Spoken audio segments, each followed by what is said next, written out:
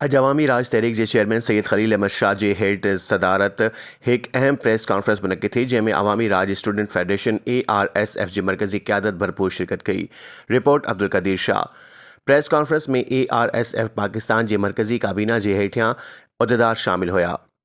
अब्दुल हक चांडियो सदर, माजिद सारियो सीनियर नायब सदर, सईद अहमद शर नायब सदर, Qazi Tariq Mahmood general secretary, Mudassir Soomro joint secretary, Waseem Jawari press secretary, Samiullah Maksi finance secretary.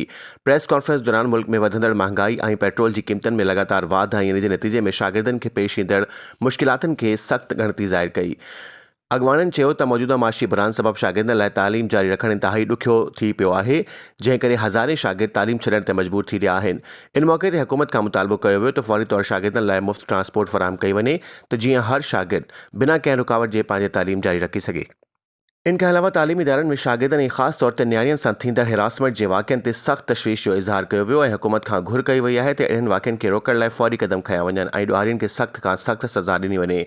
Press conference में वधीक मुतालबो कयो वियो त ग़ैरत जे नाले ते थींदड़ क़त्लनि ऐं औरतुनि ते थींदड़ ज़ुल्म खे मुकमल तौर ते बंदि कयो वञे। अॻवाननि चयो त हुकूमत खे घुर्जे त अहिड़नि संगीन ॾोहनि ख़िलाफ़ सख़्त कानून साज़ी करी ऐं मुलविस माण्हुनि खे इबरतनाक सज़ाऊं ॾिनियूं वञनि, जीअं त समाजी इंसाफ़ खे यकीनी बणाए सघिजे। आख़िर में अॻवाननि ख़बरदार कयो त जेकॾहिं हुकूमत तरफ़ां संदनि जाइज़ मुतालबनि ते अमल न कयो वियो त अवामी राज स्टूडेंट्स फेडरेशन सख़्त एहतजाजी लाहे अमल इख़्तियार कंदी ऐं मुल्क गीर तहरीक शुरू कई वेंदी। जारी कंदड़ तर्जुमान अवामी राज स्टूडेंट फेडरेशन।